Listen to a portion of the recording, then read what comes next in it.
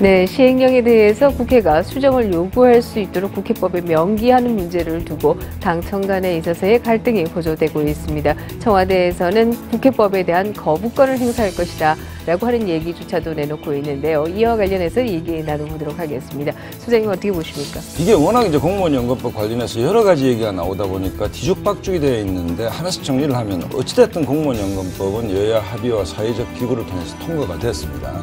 특히 선진화법이라는 조건 하에서 합의 처리를 했다는 측면에서는 뭐 긍정적으로 평가받아야 된다고 생각합니다. 두 번째 문제, 계속 이제 국민연금 소득 대체율 50% 문제, 문영표 장관 해임 건의안 문제, 그다음에 이번에 나왔던 세월호 시행령 문제, 더더군다나 이제 국회법 바꾸는 문제까지 여러 가지 문제가 나왔는데 이 문제는 첫째 야당의 연계 전략이 좀 무리한 거 아니냐라는 비판이 있을 수 있겠고 마지막으로 청와대가 이 문제에서 위헌 문제를 들고 놨다. 이것은 5월 1일 애시당초 양당 지도부가 합의한 내용이 있지 않습니까? 네. 소득 대체율 50%를 이것도 5월권이라 해서 또 판을 깨었고 네. 이번 문제에서 만약에 위헌 논란으로 갖고 간다면 청와대가 어떤 나름대로의 정치적 판단을 하고 있지 않느냐 이 문제에 대해서 네. 좀 더 구체적으로 얘기하면 청와대는 약자이고 국회는 강자이다는 약자와 강자의 구도를 통해서 지지도를 견인하겠다는 정치적 판단이 없다면 이 문제를 확대시킬 이유가 있겠나 저는 이렇게 생각합니다. 네, 지금 말씀하신 것처럼 이것이 애시당초 여야 대표 간의 합의가 있을 당시에 이것이 처리되었다라고 한다면 오히려 더 낫지 않았겠는가라고 네. 하는 부분에 있어서 저도 상당히 동의합니다. 저는 이번 공무원연금법안과 관련해서 우리 국회가 배워야 할 몇 가지 교훈이 있다고 생각하는데요. 그 중에 하나가 다 얻으려고 하면 얻지 못한다, 하나도 얻지 못한다라고 하는 것이고요. 여야 대표 간의 합의가 있었을 때 청와대로서 부족한 부분이 있었다라고 할지라도 그때 사실은 입법이 되는 것이 오히려 더 좋지 않았느냐 하는 생각을 하게 되고요. 또 하나는 지금 소장님 말씀하신 것처럼 크리스마스 트리에 너무 많은 것을 달려고 하면 가시가 부러진다라고 하는 교훈을 준 것이 아닌가 하는 생각이 들고요. 그렇기 때문에 차제에는 이런 부분이 좀 자제되어야 되지 않겠는가 이렇게 생각을 합니다. 그럼에도 불구하고 저는 국회법의 시행령에 대한 수정 요구권을 명기하는 문제에 대해서는 사실은 찬성하기가 굉장히 어렵고요. 물론 정치적으로 얼마든지 국회가 이것을 시행령을 수정할 수 있도록 요구할 수 있다고 생각합니다만 그것을 국회법에 명기하는 문제는 다른 문제이다. 그것을 하지 않는 것이 더 바람직하다 이렇게 생각을 합니다. 그럼에도 불구하고 또 국회법이 대통령의 거부권의 대상이냐 저는 그것도 또 아니라고 생각합니다. 우리의 경우에는 국회법으로 법이라는 형식으로 국회의 규칙이 지금 정해져 있습니다만 사실은 이것은 국회의 규칙에 해당하고 규칙을 거부한다라고 하는 것은 저는 좀 이것은 맞지 않는 얘기다 이렇게 생각하고 있습니다. 어찌됐든 뭐 위헌 논란은 헌법학자들 위헌이다 아니다 갈리고 있지만 이 문제를 가지고 정치적으로 판을 키우면 청와대도 정부도 새누리당도 누구한테도 도움이 되지 않는다는 것은 좀 자명해 보입니다. 네. 청와대가 정부 시행령을 수정 변경할 수 있는 국회의 권한을 강화한 국회법 개정안에 반대 입장을 분명히 했습니다. 국회법을 개정한 것은 법원의 심사권과 행정입법권을 침해하는 것으로서 따르지 않아도 그걸 뭐 이 강제할 규정이 거기 없고요. 상권 분립이 아무 이상 없습니다.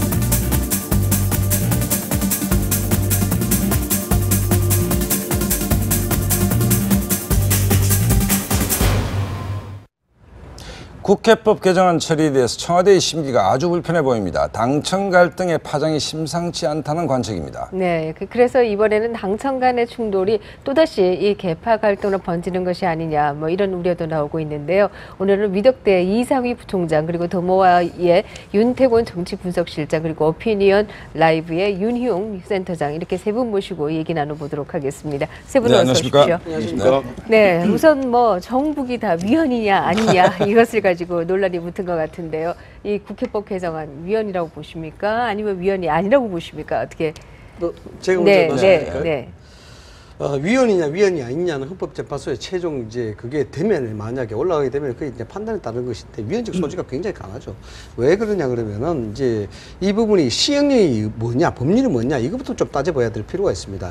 예를 들어서 우리가 가정을 해보면은 주민협의회에서 앞으로 주민등록번호는 동사무소에서 발급하도록 합시다라고 이렇게 정하면은 이게 법률입니다.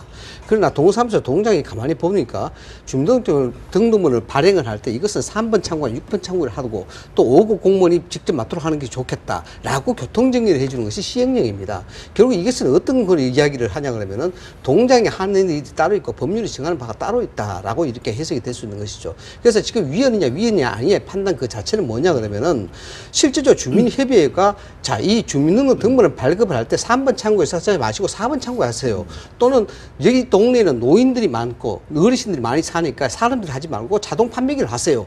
이런 식으로 직접적으로 간섭하는 이유가 똑같다는 겁니다. 그렇게 되면은 동사무소가 특별한 환경에 의해서 특별한 업무 지침을 가지고 일해야 될 그 당위성이 없어진다는 것이죠. 그래서 그 시행령이라는 부분은 여러 가지 오류가 있습니다만 시행령이라는 부분이 왜 명확하게 정해져야 되고 이것이 입법권으로부터 보호해야 되고 지켜져야 되는 명확한 범위 자체가 이것은 국정을 운영하는 데 있어서 세상 운영과 방법과 철학과 철칙을 여기 담아놓은 것이기 때문에 그렇게 위헌 소지가 있다라는 것입니다. 네, 시행령은 집행부의 권한이기 때문에 위헌이다 이렇게 말씀을 하셨는데요. 네. 그러나 이제 특별한 경우에 있어서 법이 위임하는 위임위법의 경우에는 다른 게 아니냐 이런 반론도 그렇죠. 나오는데요. 예. 이상희 총장님 뭐 좋은 예를 네. 들어서 말씀해 주셨는데 근데 예컨대 지금 이번에 통과된 국회법 개정안 같은 경우에는 이 시행령이 법률에 위반될 수 있을 경우에는 고치라고 국회에서 정부에다가 이렇게 지시를 할 수 있다 이거지 않습니까? 그러면은 저도 이제 동장이 예를 들자면은 동장이 이제 뭐 3번 창구, 4번 창구 이런 식이 아니라 동사무소 바깥에 있는 데를 이제 만들어 가지고 이건 동의 효율을 위해 가지고 딴 자리에서 할 수 있다 이런 경우에 따라서는 제재할 수 있다라고 하는 거거든요. 우리가 이제 헌법, 법률, 명령 이런 순서지 않습니까? 그러니까 법률이 명령보다는 상위의 개념인 것이고 그리고 한국에서 보면은 꼭 박근혜 정부뿐만 아니라 이제 뭐 이명박 정부라든지 이전 정부에서도 행정 편의주의 때문에 대통령 시행령이라든지 각 부의 불령으로 인해 가지고 법에 이제 좀 미약한 점이라든지 맹점을 파고 들어가가지고 이제 법을 조금 무력화시키는 경우들이 꽤 많았었거든요. 이번은 세월호 시행 특별법에 국한된 것입니다만은 거기에 대한 이야기들은 계속 나왔었기 때문에 이번에 좀 교통정리를 해놓는 게 맞다. 저는 그렇게 생각합니다. 윤 센터장님, 이 문제는 사실 굉장히 어려운 문제입니다. 이게 위헌이냐 아니냐의 문제인데 결국 이제 청와대가 이제 거부권을 행사하든지 아니면 위헌 심판 뭐 청구를 하든지 뭐 이런 정도인데 여론은 어떻게 보십니까? 이제 이 대통령은 열심히 일을 하는데 이 나쁜 국회가 대통령의 발목을 잡는 쪽이 우세하다고 보십니까? 아니면 국회의 처리에 대해서 공무원연금법하고 연계되어 있는 것인데 네. 물론 뭐 여러 가지를 연계하는 것이 좋은 건 아니지만 선진화법 하에서 그래도 여당 집행부가 좀 선전했다고 보는 여론이 우세할 것 같습니까? 네, 일단 지금 상황에서 청와대가 강하게 네. 이제 입장 표명을 하고 있는 것은 정부보다는 국회에 대한 국민들의 불신이 더 크기 때문에 사실 그걸 기반으로 해서 청와대가 이제 위헌 논란 문제 제기를 하고 거부권도 행사할 수 있다고 얘기하는 것들을 이제 국회를 압박하는 것이라고 할 수 있거든요. 네. 그래서 지금 시점에서는 왜 정부가 또는 대통령이 일하고자 하는데 국회가 딴지를 거느냐라고 하는 인식이 일정 부분 있을 것으로 보입니다. 그러나 이제 문제는 여기서 끝나는 것은 아닌데요. 만약에 대통령이 거부권 행사를 했을 경우에는 얘기는 완전히 달라지게 됩니다. 왜냐하면 정치가 이것이 이제 굉장히 큰 문제거든요. 그렇죠. 대통령이 거부권 행사하면 흔히 벌어지는 일이 아니라 정치권 초미의 어쨌든 관심사가 되고 다른 모든 상황이 이제 마비되는 상황을 가버리기 때문에 국민들 입장에서는 정치권 내부에서 분란이 있는 것으로 이제 인식하게 되거든요. 그러면은 다시 이제 국회로 왔을 때 그것이 의결이 되게 되면 사실 뭐 대통령이 역시 대통령의 의견이 맞았다. 또 국회도 그걸 수용했구나라고 하는 이제 긍정적인 평가를 내릴 수 있겠습니다만은 만약에 이것이 이제 제 의결이 이제 안 됐을 경우에 근데 만약에 제 의결이 돼버리면은 그래서 다시 통과가 되는 거죠. 제적 과반수에 어쨌든 네. 3분의 2가 출석 3분의 2가 찬성을 해서 기존의 안대로 통과가 돼버리게 되면 대통령이 얘기한 것이 이루어지지 않게 되는 것입니다. 그러면 대통령 리더십이 타격을 받게 되고 대통령의 일정 부분 힘이 빠진 것으로 인식을 대중들이 할 수밖에 없어요. 그럼 청와대가 갖는 정치적 타격이 클 수밖에 없거든요. 과거에도 이제 이런 사례가 있었는데요. 네. 이명박 정부에서도 우리 시청자들 기억하시겠습니다만은 택시가 대중교통이다라고 대중교통지원법에 택시를 포함시킨 법안이 올라왔는데 이명박 대통령이 이것은 선거용이다라고 해가지고 거부권을 행사했죠. 근데 다시 재의결이 돼버린 거예요. 그러니까 대통령에 대한 권위라든가 리더십이라든가 이런 것들이 훼손됐었던 것이거든요. 그리고 이번에도 사실은 마찬가지 현상이 벌어질 수 있는 것입니다. 그러면 지금 상황은 국회가 좀 문제 있는 거 아니라라고 인식이 있을 수 있겠습니다만은 나중까지 가버렸을 때는 오히려 이제 청와대도 네. 타격을 받을 수 있는 상황이기 때문에 이후 여론은 상당히 유동적인 측면이 있다.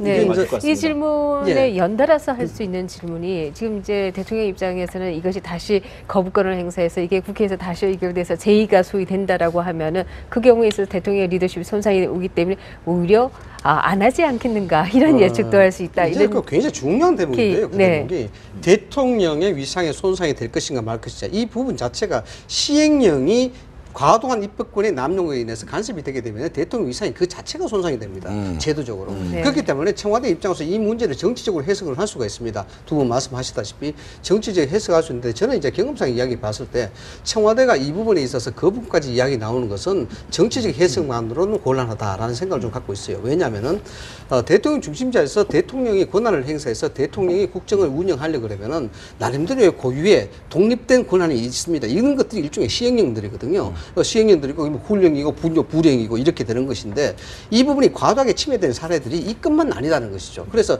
박근혜 대통령 입장에서는 이 대통령 중심자에서 앞으로 이것을 그냥 좌시하지 않는다 그러면은 소위 국정 3년차에 대해서 여러 가지 정책적 사안들이 자칫하면 좌초될 위기에 있다라는 것인데 그에 대한 근거는 이렇습니다.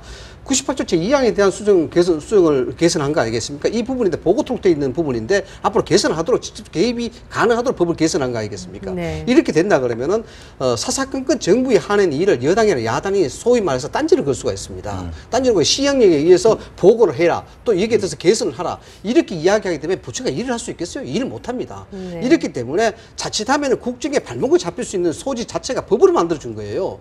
그렇게 청와대 입장에서 이것은 대통령의 권위가 문제가 아니고 대통령의 여론이 문제가 아니고 대통령이 일을 하고 정부가 정책을 추진하는 데 있어서는 상당히 걸림돌이 될 수밖에 없는 그런 상황이 되는 거예요. 저는 좀 과도하게 저는 동의할 수 없는 것이 좀 해석이 좀 과도하다. 왜냐 그러면은 이거는 과도하게 해석할 수밖에 없는 게 그러한 사례들이 비일비재하다는 것이죠. 시행령 하나 가지고 이게 무슨 정치적 합의로 있을 수 있고 협의로 있을 수도 있는데 이게 그렇게 같이 가겠느냐라는 것인데 정치는 합의의 사물입니다. 이번에 이 수정 개선안이 통과될 때 야당에는 뭐 대통령이 자는 하자 이렇게 이야기하는데 그에 대한 것을 비로 짐작해 본다 하더라도 이 결국 입법권은 입법권 나름대로의 권한이 그 커지는 만큼 사실상 행정부의 권한이 축소될 수밖에 없는 그런 상황이 되죠. 이 문제 하나. 그다음 두 번째 이것이 이 문제로만 그치는 것이 아니고 인사청문회에 대한 문제도 상당한 그 부분이 위헌적 소지가 있습니다.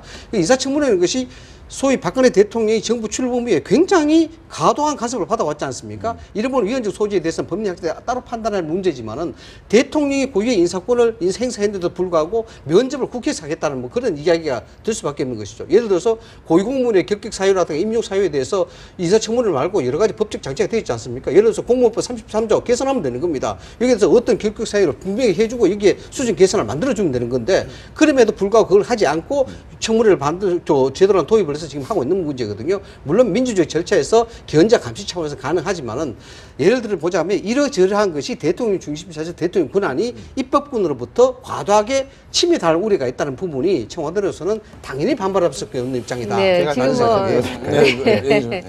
윤 실장. 저는 일단 이게 국회는 이게 딴지를 건다고 말씀하셨는데 기본적으로 행정부를 견제하는 기관입니다. 그리고 지금 이 98조 2항이 통과되더라도 야당이 단독적으로 무슨 시행령을 수정할 수 없습니다. 상임위에서 합의를 거쳐가지고 시행령 수정에 대해 가지고 지시할 수 있게 돼 있습니다.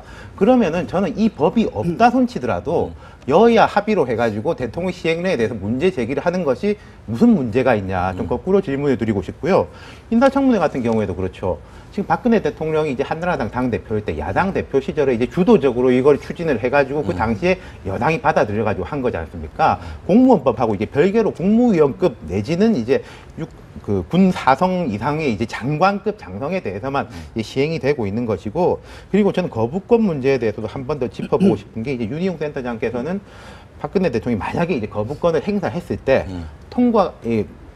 거부권이 이제 작용이 안 된다면은 이제 타격을 받을 거라고 말씀하셨는데 저는 거부권이 작동이 되더라도 좀 혼란스러울 거라고 봅니다. 왜냐하면 이게 여야 합의로 해가지고 이루어진 법안이지 않습니까? 그리고 국회 이미 이 제적 이상의 3분의 2가 찬성한 법안이거든요. 네. 그럼 이 법안에 대해 가지고 대통령이 말을 한다고 해서 여당 의원들의 상당수가 의견을 바꿔버린다. 뭐 바꿀 수도 있겠죠. 바꿔버린다고 한다면은 지금 유승민 체제라든지 이 부분에 대한 대통령의 불신임, 말하자면 청와대가 그 당대표 체제, 당 원내대표 체제를 흔들어 가지고 끌어내리는 식으로 귀결이 될 수밖에 없기 때문에 저는 그것 역시 청와대는 상당한 부담이 있을 사실 거라고 뭐 이제 이렇게 된다라고 하면 거부권을 행사한다라고 하면 결국 폭탄을 여당에게 던지는 것이고 결과적으로 야당을 도와주는 형국이 되는 게 아니냐.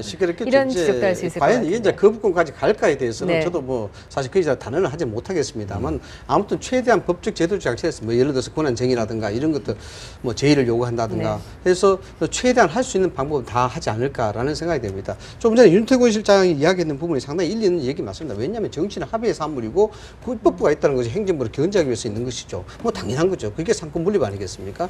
그러나 이 부분 이제 대통령이 하는 영역에 대한 부분들은 물론 뭐 상임위에서 어떻게 통과가 되면은 이게 문제가 될 수 있겠지만 안 통과가 안 될 수도 있고 정치적 합의에 따라 안 할 수도 있는 문제인데 그러나 그 가능성이 굉장히 위험하다는 것이죠. 그 가능성 자체가. 왜냐하면 대통령이 통치적 소위 말해서 국정을 운영하는 데 있어서 어떤 가변수위를 만들어 놓는 그런 상황이 되기 때문에 최근에 그 두 분 말씀이 굉장히 리스크가 크다. 거부권을 행사하는 게 저는 좀 생각이 다른 것이 5월 2일 날 여야 당대표, 원내대표 합의한 거 있지 않습니까? 근데 국민연금 소득 대체율 얘기가 나왔습니다. 지금 이 공무원연금 개혁은 4대 개혁의 핵심 첫 단추입니다. 일할 수 있는 3년 차입니다. 그런데 사정정국이라는 걸 만들어서 국정 운영의 동력을 찾으려고 했는데 잘 안 됐지 않습니까? 근데 5월 1일 합의안에 대해서 5월건이라고 얘기를 했습니다. 그 다음에 이제 며칠 전 국회법 개정 문제, 그러니까 공무원연금 통과에 대한 그 감사의 표시가 아니고 이거 자체가 위헌이라고 했습니다. 이 얘기는 뭔가 하면 청와대가 사정이라 정국을 통해서 동력을 가지려다가 잘 안 되기 때문에 여든 야든 국회와 청와대, 선과 악의 어떤 그 구도를 만들면서 어떤 동력을 좀 확보하고 싶다는 유혹을 가질 수 있다라고 보는데 지금 이제 그 가능성 그렇죠. 어떻게 보십니까? 지금 이제 그렇게 가고 있는 측면이 있죠. 네. 왜냐하면 대통령이 이제 성완종 리스트 이후에 네. 이제 꺼낸 국정 아젠다가 사실 이제 정치 개혁, 또 최근에 정치 사회 그렇죠. 개혁까지 나온 것인데 그 이제 연장선에서 볼 수 있는 것이거든요. 그러니까 기본적으로 정치에 대한 불신 이제 상당히 낮고 최근에 뭐 국회가 일을 잘하고 있다는 평가 어쨌든 역대 조사 중에 가장 낮게 나오는 그렇죠. 상황이거든요. 네. 그래서 국민들이 정치에 대한 이제 혐오라든가 불신이 강한 상황이기 때문에 개혁의 대상으로 이제 인식되고 있는 상황이고 거기에 이제 대통령은 정치 개혁의 대상인 국회를 대상으로 해서 이제 개혁의 메스를 대는 그런 이제 구도로 사실 지금 형성이 되고 있는 상황이라고 할 수 있습니다. 성완종 리스트 건도 이제 마찬가지고요. 그래서 그런 상황에서 보시면 방금 이제 말씀하신 국회가 사실 이것을 합의했다 하더라도 청와대라든가 국정이 어쨌든 원활하게 돌아가는 것을 방해하는 인식으로 대중들이 인식하게 할 수 있는 가능성은 지금 충분히 있는 것이고 그런 의미에서 보면은 계속해서 국회를 이제 몰아세우는 그런 스탠스를 가져갈 가능성은 이제 상당히 있어 보입니다. 네. 근데 그런데 그것이 이제 과연 실리적인 행동인 것인가에 대해서는 좀 생각을 해볼 필요가 있을 텐데요. 지금 당장 이제 총리청문회를 앞두고 있는 상황이지, 인사청문회를 앞두고 있는 상황인데 여기서 만약에 의회와 이렇게 각을 분명하게 세운다, 또는 여당 지도부와 대립각을 세우면서 갈등이 형성되게 되면 그것을 또 감당하기 어려운 상황이 될 수 있는 것이거든요. 또 다른 또 장관 청문회도 있는 것이고 거기에 대통령이 지금 요청을 해놨던 경제 활성화 관련 법안들은 아직 처리되지 않은 상황이지 않습니까? 그러면 여기 상황에서 지금 이번에 보면은 이것이 이제 통과가 되면서 이제 문제가 됐다고 해서 이 개정 국회법에 대해서 문제 제기를 하고 있는 것인데 따지고 보면 5월 2일 합의안에서 그때 만약에 받아들여졌으면 그렇죠. 이 논란이 없는 것이에요. 네. 그 사실 혹을 붙인 셈이 돼버리는 것이거든요. 네. 그런 상황에서 보면은 계속 논란이 하게 되면 또 다른 예상할 수 없는 논란들이 커질 수 있는 것이기 때문에 그렇게 가기보다는 어쨌든 성과는 성과대로 인정해주고 여당에 대해서 자율성, 독립성을 어느 정도 인정해주는 상황에서 대통령의 청와대가 원하는 법안들 이렇게 지금처럼 하나씩 통과를 시키면서 실제 실리는 챙기는, 성과는 챙기는, 국정의 성과를 챙기는 그런 실리적 행보로 가는 것이 오히려 바람직하지 않나. 이것이 이제 정치 개혁의 대상으로 대립각을 세우는 것으로 가게 되면 계속 이제 충돌이 나면서 실제 성과를 거두는 것이 제약될 수밖에 없다고 보입니다. 이 부총장은 어떻게 보십니까? 저는요 원칙적으로 뭐 청와대 편을 들 생각은 없습니다. 뭐 제가 뭐 청와대하고 친한 것도 아니고 또 그렇다고 해서 뭐 일방적인 얘기를 할 수 있는 부분도 아닌데 원칙적으로 저는 이 문제는 원칙에 대한 문제지 정치 문제는 아니라고 봅니다. 대통령이 헌법상에 보장된 권한 자체가 소위 말하자면 정치의 정쟁의 대상이 돼서는 안 되는 것이고 또 이것이 입법권의 합의의 대상이 돼서는 안 된다는 겁니다. 그 권한은 권한대로 입법권은 입법부대로 행정부대로 권한이 존중되고 신뢰받아줘야 되는 것이 헌법상에 이야기하는 그 헌법의 정신이다. 이렇게 봅니다. 예를 들어서 이게 왜 논쟁이 됐냐 그러면은 이것이 시행령이 되고 안 되고 간섭이 되고 안 되고 이런 문제가 아니라 헌법상에 보장된 대통령 권리가 잘못됐다 그러면은 이거는 법원에서 해결하면 됩니다. 예를 들어서 대법원에서 해결하면 되고 헌법재판소에서 과도하다 독점이다 라고 판단하면 되는 것이지 이 부분을 가지고 강제조항을 잡아넣어서 강제조항이라는 표현이 좀 그렇습니다만 법으로 규제한다는 것은 입법부가 결국 법으로 규제하겠다는 거거든요. 법으로 간섭하겠다는 겁니다. 이 부분이 저는 잘못됐다. 그래서 이게 원칙에 대한 문제다라는 것이고. 원칙의 문제다라고 말씀하셨지만 그러나 그 원칙을 먼저 어긴 것은 대통령이 아니냐. 그 특보 임명이 결국 상권분립을 위반한 것이다. 이런 지적도 나오고 있고요. 뿐만 아니라 앞에서 선악의 구두라고 말씀은 하셨지만 그러나 대통령은 오히려 일을 안 하고 여야가 일해오면 오히려 그게 대해서 터진만 삼는 게 아니냐. 뭐 이런 얘기도 나오는데 어떻게 보십니까? 갈등 지향형으로 하는 게 모르겠습니다. 이게 뭐 좀 정치적 계산이 있는지 없는지 모르겠는데 오히려 청와대였다는 거죠. 우리가 기억을 해보면은 어쨌든 합의를 해와가지고 오면은 틀렸다. 그렇죠. 근데 구체적인 또 가이드라인에 말하는 건 없고 잘 해가지고 와라. 하면 또 틀렸다. 이런 식이 몇 번 반복이 됐고 또 한 가지 상기시켜 드리고 싶은 게 얼마 전에 이제 박 대통령이 이제 여러 입법에 대해서 이야기를 하면서 그런 말을 했거든요. 국회에서 만들어 놓은 법들이 문제다. 행정부에서는 이것저것 따져가지고 법을 잘 만드는데 국회에서는 막 과도하게 뭐 규제를 한다든지 마음대로 이제 좀 포퓰리즘적인 법을 만든다. 저는 그때 박 대통령께서 야당 대표도 해보신 분이고 여당 대표도 해보신 분인데 왜 이런 말씀을 하는가. 뒤에 생각해 보니까 이게 좀 아까 우리가 이야기했던 뭐 선악 구도라든지 갈등 지향형 구도로 만들려는 게 깔려 있는가. 정치 개혁이라는 걸 강조하면서도 그런 생각이 들고 그래서 또 짚어보고 싶은 게 이런 것 같습니다. 지금 청와대에 대해 가지고 우리가 절대 평가를 하면은 결코 높은 점수를 줄 수가 없거든요. 최근에 뭐 메르스 파동이라든지 외교 안보의 문제라든지 경제 문제라든지 복지의 문제라든지 절대 평가를 줬을 때 보수적인 쪽에다가 물어봐도 대통령이 일이지 않았냐고 물어보면은 참 열심히는 하는 것 같다. 이런 대답이 나오지 잘한다는 대답은 안 나오거든요. 근데 아까 윤희용 센터장님 말씀하신 것처럼 상대평가의 기준으로 뭐 야당보다 잘하냐 이런 식으로 하면은 대통령은 조금 상위에 올라갈 수 있다. 만약에 근데 그런 계산이 깔릴 거라면 일이 앞으로 계속 안 풀릴 거라는 거죠. 윤 센터장님, 이 어쨌든 이제 논란의 한가운데 유승민 원내대표가 있고 이제 김무성 대표가 있는데 어쨌든 뭐 우리가 전문가들이 봤을 때는 선진화법이라는 강력한 옵션이 있죠. 그 조건 하에서 협상을 하는 것 아닙니까? 경기 규칙인데 유승민 대표 뭐 퇴진론을 일각에서 얘기하기도 합니다. 친박 같은데. 장기적으로 봤을 때 유승민 원내대표의 정치적인 어떤 미래 또 김무성 대표의 미래에서 이 논란이 어떻게 작용할 거라고 보십니까? 일단은 지금 이번에 여러 청와대에 이제 의중이 있음에도 불구하고 어쨌든 지금 계속해서 최근의 영향들을 보면 청와대가 요구하는 그 수준에 딱 맞추지 않고 어쨌든 당이 기본적으로 어떤 자율성을 발휘하려고 하는 모양새들을 보인다는 것이 이제 과거와 근본적으로 달라진 현상입니다. 이것은 어쨌든 대통령, 당청 간의 관계가 과거에 이제 일방적으로 청와대 우위 관계에서 일단은 어느 정도 균형 관계를 가져가고 있다. 또는 이제 오히려 또 당이 다소간 이제 힘을 더 얻어가고 있는 것 아니냐라고 하는 이제 해석이 가능한 상황이라고 할 수 있는데요. 그런 흐름들은 앞으로 더 강화될 수밖에 없을 것으로 보입니다. 이것은 어쨌든 모든 단선 대통령제에 나타나는 이제 자연스러운 현상이긴 한데요.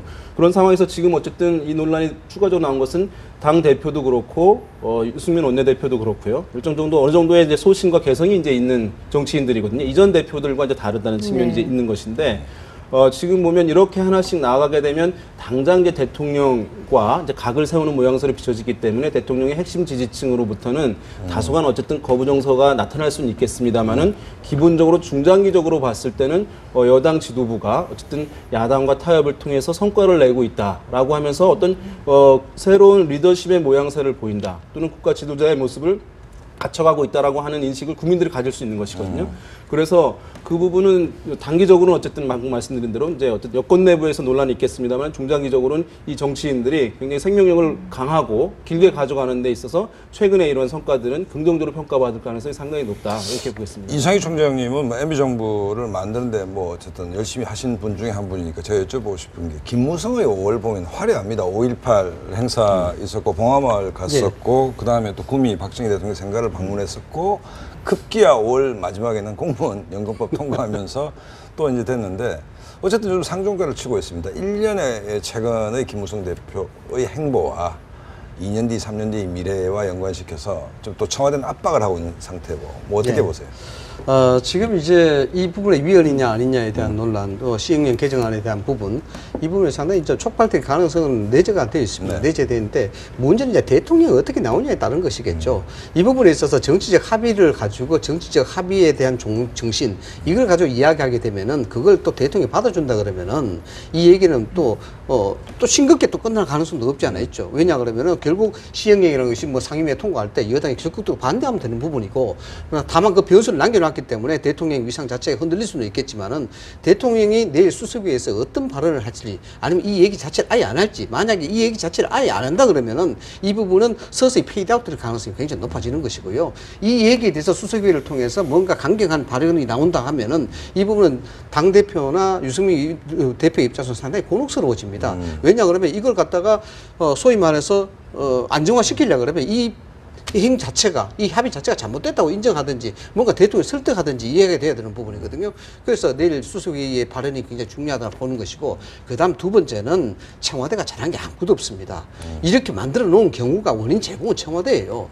여기에 정무적인 어떤 행동, 소통에 대한 부분, 이게 없기 때문에 그렇거든요. 결국 당에다가 모든 것을 던져놨지 않습니까? 예를 들어서 공무원 연금 계획하라, 의원일법을 하라, 이렇게 던져놓고 지금에서 애를 먹고 이야기하고 있는데 여기 일 잘못되니까 너 왜 그래 했어, 이렇게 이야기하는 거거든요. 그럼 청와대는 저렇게 나가면 안 되는 것이죠. 사실상 이런 부분들이 알았다 해도 문제고 몰랐다면 직무유기입니다.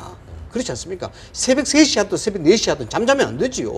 그래서 이 부분이 어떻게 해결될 것인가 불러가지고 끝까지 해봐야 되는 부분인데 왜 안 하는 건지.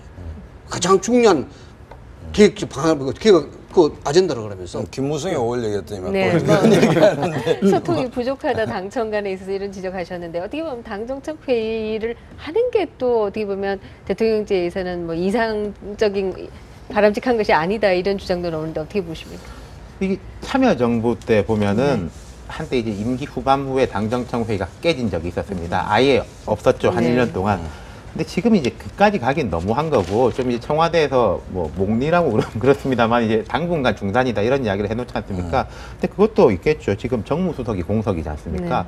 그런 부분이 있기 때문에 제 생각에는 청와대가 김무성 대표나 유승민 원내대표 마음에 안 드는 점이 있겠는데, 만약에 우리가 김무성, 유승민 체제가 아니었다고 생각하면은 여권이 더 어려웠을 거라는 거죠. 그렇겠죠. 일이 조금 마음에 안 드는 거하고 별개로 일이 아예 안 됐을 가능성이 극히 높다는 점, 아마 저는 박 대통령도 그런 부분에 대해서는 인식을 하고 계실 것 같고, 이상희 부총장이 말씀하신 대로 내일 대통령이 이제 어떤 발언을 할지가 되게 귀추가 주목이 되는데, 저는 그렇게 생각하는 게, 뭐 봐야 알겠습니다만은 정치적으로 세게 이야기를 하실 수도 있겠는데, 그 경우에는 지금 우리나라가 뭐 메르스 문제라든지 아까 뭐 잠수함에서 북한이 SLBM을 쏘았는데 이게 조작이지만이 이런 현안들이 정말로 많은데 마치 대통령이 거기에는 신경을 안 쓰고 야당도 아니고 여당하고 멱살잡이 하는 듯이 보이는 것이 결코 청와대에도 좋을 일이 없다는 거죠. 네, 여기까지 듣겠습니다. 고맙습니다.